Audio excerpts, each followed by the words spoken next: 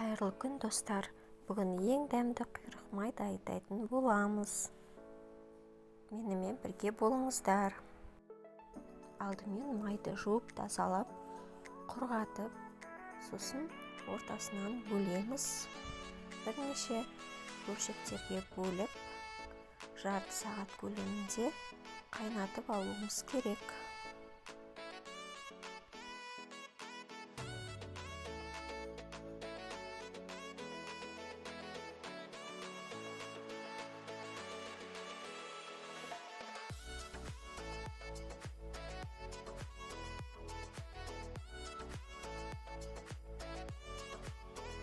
Құйрық май дайын болам дегенше дәмдеуіштерді дайындай берсек болады. Ол дәмдеуіштердің ішіне қара бұрыш, қызыл бұрыш, паприка, сушеный чеснок, тұз салып араластырып дайындап қоямыз.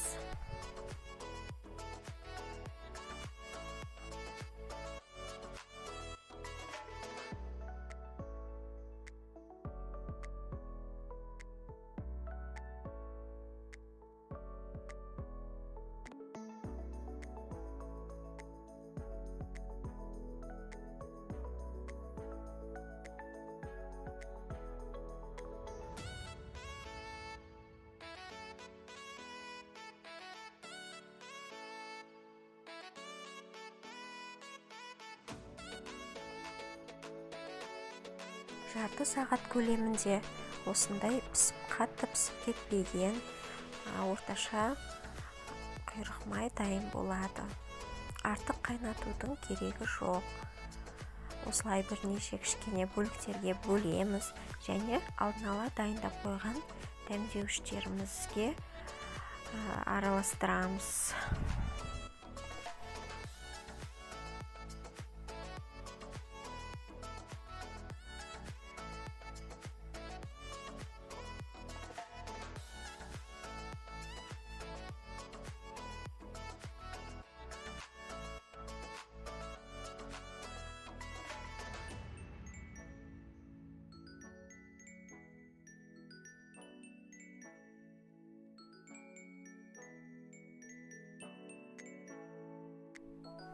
Мен дәмдеуіштерге салып болдым.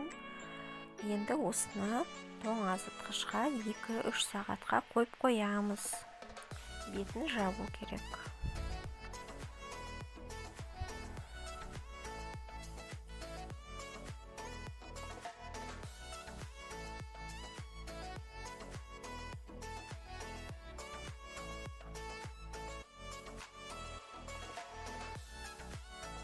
Бірнеше сағат уақыт өткен соң тоңазытқыштан алып, осылай кесіп, кішкене бөліктерге бөліп, дастарханыңызға қоя берсеңіз болады.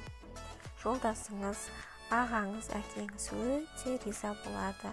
Өте дәмді, жасап көріңіздер. Қазақша каналға тіркелуді ұмытпаңыздар. Мені қолдап, видеоларымды соңына дейін көргендеріңізге рахметімді айтамын.